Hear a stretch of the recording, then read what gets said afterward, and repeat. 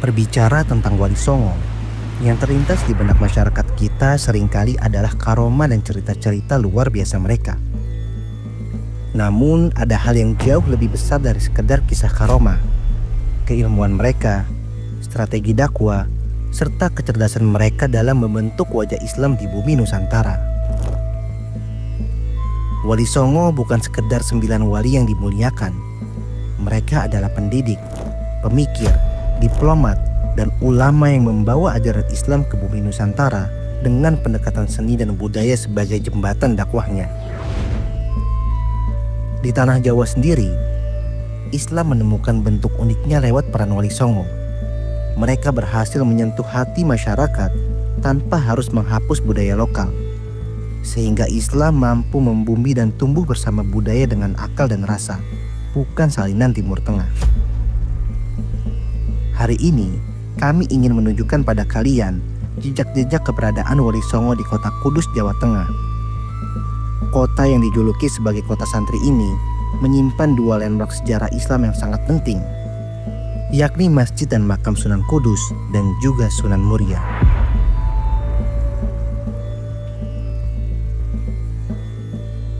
Ya, baik teman-teman, ya alhamdulillah sekarang kita sudah berada di Kota Kudus dan alhamdulillah ya Sobat Jaknil saya ditemani oleh dosen ya dari asal mana Pak? Bapak? Dari YIN Kudus. Dari YIN Kudus. Masya Allah ya, beliau meluangkan waktu untuk kita semua, untuk teman-teman semua untuk meliput sebuah makam yang sangat terkenal di kota ini ya Pak ya. Ya, Makam Iya, Sunan Kudus. Makam Sunan Kudus ya, luar biasa.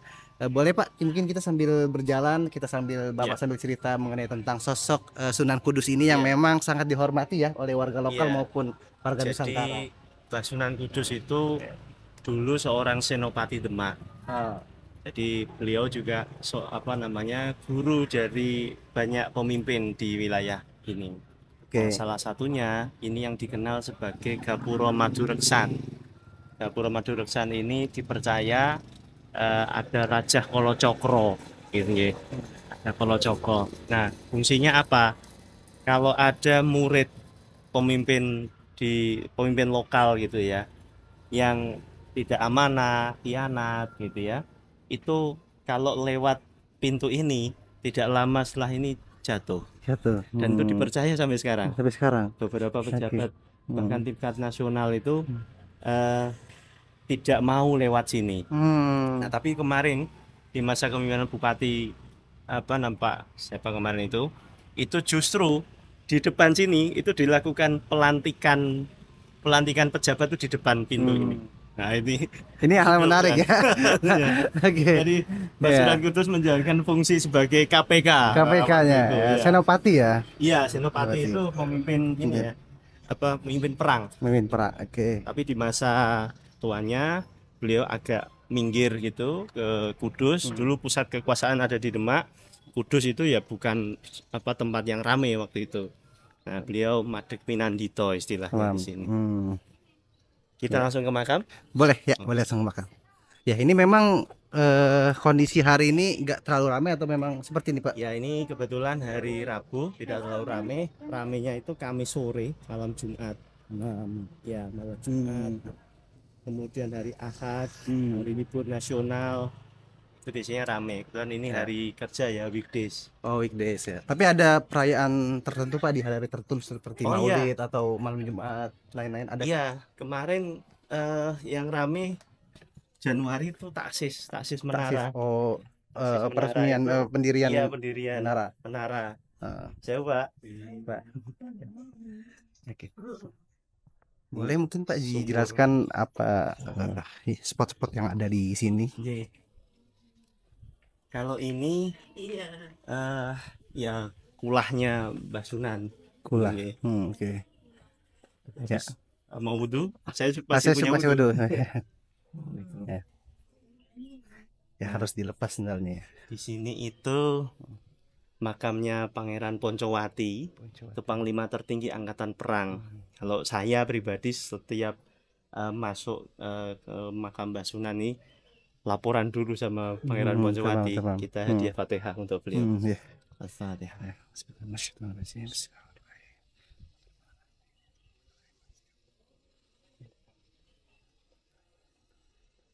Ya. Nah, Masya Allah. letaknya juga di depan, Ah, seperti pos penjagaan. iya betul. Ini kira-kira luas area ini berapa, Pak? Kalau ini sekitar 1 hektar 1 mungkin. hektar ya. Iya, kurang Hmm. lebih. Hmm. Ini ada Nah, banyak makam. Ini kira-kira makam siapa, Pak? ini apa namanya, termasuk juga keluarga Kanjeng Sunan. Keluarga Kanjeng Sunan. Dan yang istimewa itu makam pendiri dan penggerak Jamiah NU, Oh, Masya Allah. Mbah Kiai Haji Raden Asnawi. Dan yang ini itu Mbah Nyai Hajah Hamdanah. Hamdanah.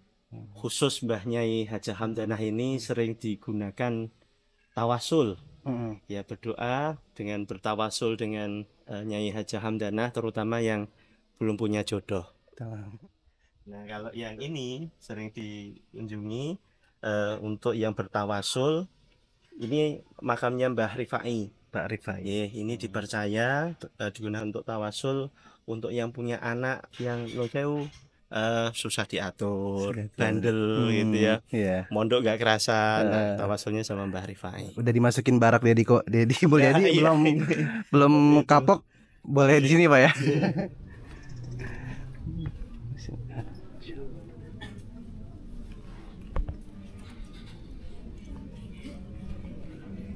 Assalamualaikum warahmatullahi wabarakatuh.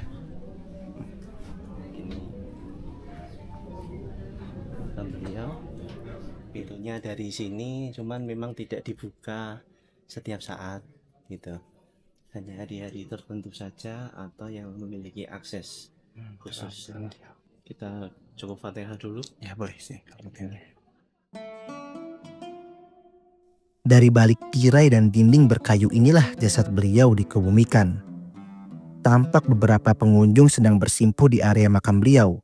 Ada yang mendoakan, berzikir, maupun membaca Al-Quran. Sunan Kudus memiliki nama asli Ja'far As-Shodiq. Beliau adalah putra dari pasangan Raden Utsman Haji atau Sunan Ngudung dan juga Syarifah, adik dari Sunan Bonang. Beliau lahir di Kudus pada abad ke-15 Masehi dan memiliki garis keturunan langsung dari Nabi Muhammad SAW melalui jalur Husain bin Ali. Dalam kitab-kitab klasik Jawa dan manuskrip pesantren kuno, nama Sunan Kudus sering dikaitkan dengan pemikiran usul fikih dan filsafat. Sepanjang hidupnya, beliau bukan hanya berdakwah, namun juga mengajarkan fikih, tauhid, bahkan ilmu logika. Beliau juga dikenal sebagai pujangga yang menciptakan tembang Macapat, Mas Kumambang, dan Mijil. Nah, Mbah Sunan Kudus ini selain dikenal sebagai salah satu wali songo, beliau juga dikenal sebagai seorang yang sangat toleran. Jadi dalam menyebarkan agama Islam itu beliau sangat moderat gitu ya. Salah satunya dengan cara melarang menyembelih sapi saat kurban. Jadi di sini saat kurban itu dulu ya, itu tidak boleh menyembelih sapi. Kenapa? Untuk menghormati kaum Hindu yang saat itu dominan, diganti dengan kerbau gitu. Kemudian juga menyebarkan dakwahnya secara damai. Jadi bahkan bangunan masjid pun itu bangunannya mirip kuil Hindu di Bali, mungkin seperti itu. Nah, sebagai seorang guru, seorang senopati perang juga gitu ya.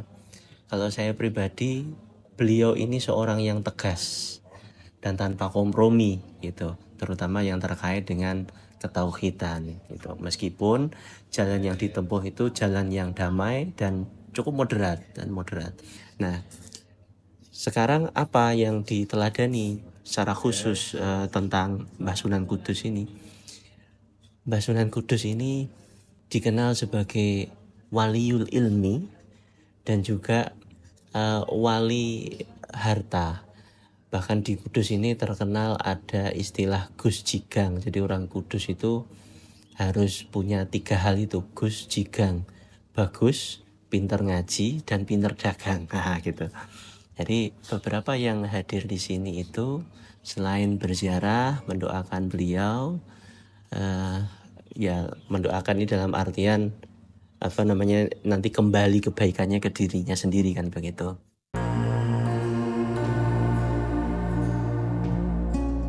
Barangkali peninggalan terbesar Sunan Kudus yang masih bisa kita saksikan hingga hari ini adalah Masjid Al-Aqsa atau yang lebih dikenal sebagai Masjid Menara Kudus. Masjid tersebut dibangun pada tahun 1549 Masehi dan telah menjadi simbol akulturasi budaya dan pusat penyebaran Islam di tanah Jawa hingga hari ini. Gaya arsitektur Masjid Al-Aqsa tampaknya menggabungkan unsur Hindu-Buddha. Lihatlah menaranya yang mengingatkan kita pada corak candi. Meskipun demikian, dari dahulu menara tersebut justru digunakan sebagai tempat beduk ditabuh sebagai panggilan sholat.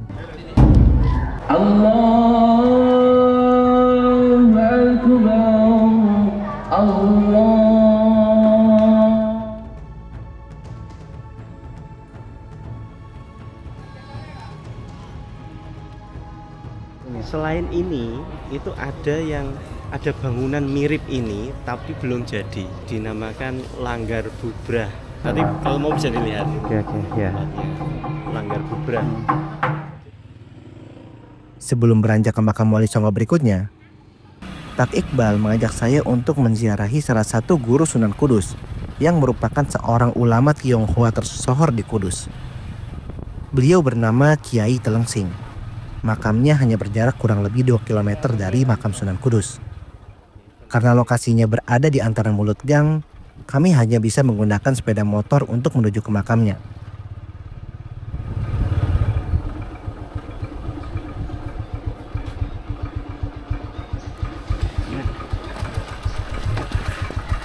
Sudah sampai di makam Kiai Telengsing. Dalam banyak kisah tutur pesantren, Kiai Telengsing adalah perajin ukir asal Tionghoa yang kemudian menjadi penyebar Islam dengan pendekatan seni dan pertukangan. Kiai Telengsing dipercaya sebagai murid Syekh Subakir dari Persia dan menjadi simbol awal akulturasi Islam Tionghoa di tanah Jawa.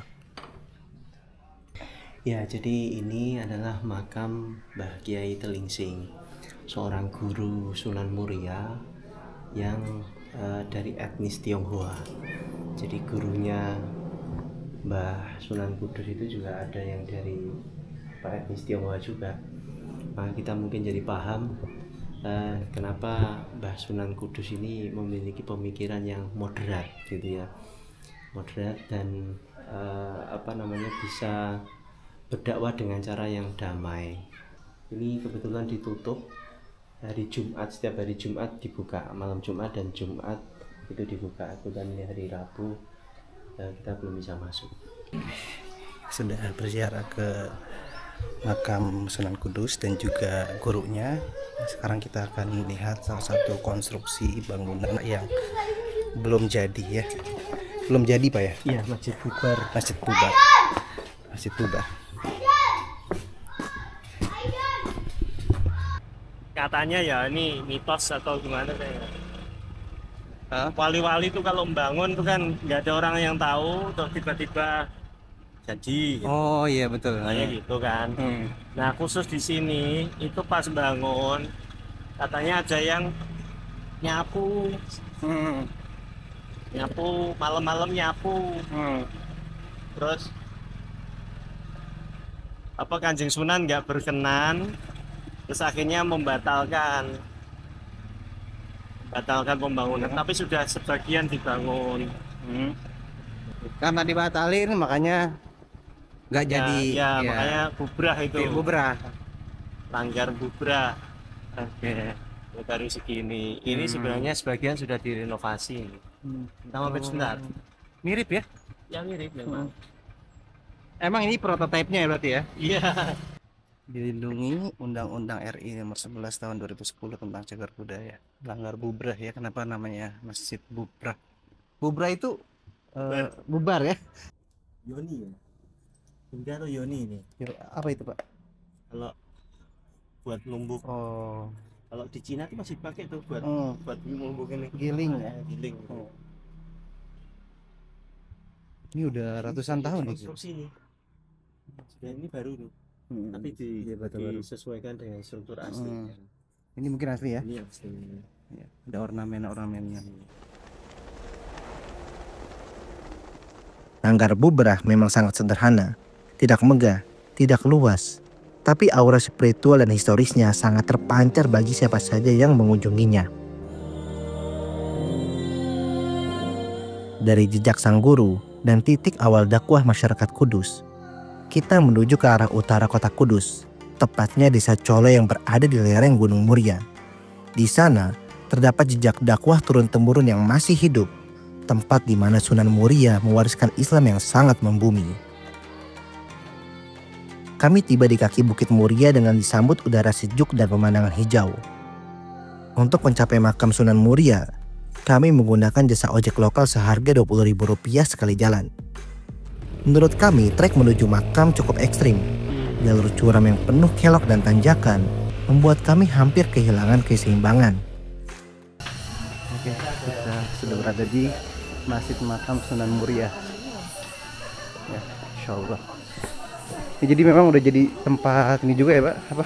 Ya, untuk melestarikan ini lah, ya. Bisnis lokal ya. Iya. Kalau dulu kan jalan kaki dari bawah itu, sekarang udah jalan. Oh, dulu ada jalan kaki? Jalan kaki masih Iya. ada. Masih ada? Wah, tinggi Kalau banget ya? Nanti turun jalan Oh, kaki. enggak deh, enggak. Cuman ya jengkule. Enggak efisien waktu. Oh, jadi kayak ke Gua Hiro ya? Iya, Gua Hiro, Jabal Sur.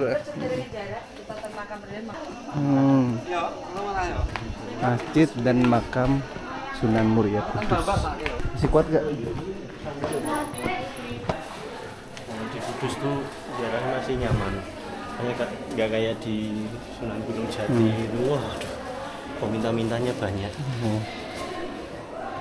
Di sini nggak banyak, nggak ada malah. Marhaban bikum fi Dor Sunan Muria. Kami pun tiba di puncak. Disinilah beliau dimakamkan. Sunan Muria, sosok wali yang dikenal membaur dengan masyarakat lereng gunung dan desa-desa terpencil, menyebarkan Islam dari akar rumput. Untuk Allah Subhanahu wa taala faqat. Mintalah kepada Allah Subhanahu wa taala. Tempat ini bukan sekedar destinasi religi, tapi juga ruang belajar, tempat berkumpul lintas usia dan generasi untuk mengenal jejak para wali yang dulu membumikan Islam dengan penuh kelembutan. Sunan Muria memiliki nama asli Raden Umar Said. Beliau adalah putra dari Sunan Kalijaga dan Nyai Saroh binti Sunan Ngudung. Jejak nasabnya menghubungkannya langsung ke poros utama keilmuan Wali Songo. Berbeda dari ayahnya yang berfokus di pusat-pusat pemerintahan dan elit, Sunan Muria justru memilih berdakwah di pegunungan, desa-desa, dan kalangan tani. Beliau menyebarkan Islam melalui pendekatan sosial, memperbaiki irigasi, bercocok tanam, serta kesenian lokal. Beberapa sumber menyebut beliau juga mengembangkan model pengajaran berbasis langgar dan surau. Bukan pesantren besar seperti ayah dan kakeknya. Tapi dari sinilah Islam menyebar dengan tenang dan mengakar kuat di masyarakat bawah. Di bawah area makam terdapat sumur Sunan Muria. Sumur tua yang diyakini sebagai masyarakat memiliki khas menyembuhkan.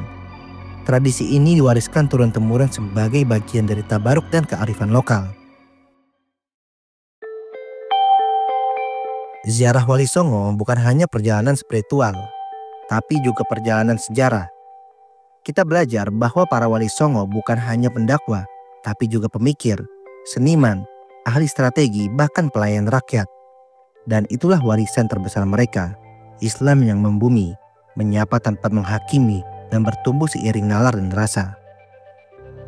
Dari Sunan Kudus yang memingkai dakwahnya lewat toleransi dan nalar, hingga Sunan Muria yang menyusuri lereng dan ladang demi menanam benih Islam di hati masyarakat kecil, kita belajar bahwa agama bukan menara gading, tapi pelita yang membimbing langkah-langkah kehidupan.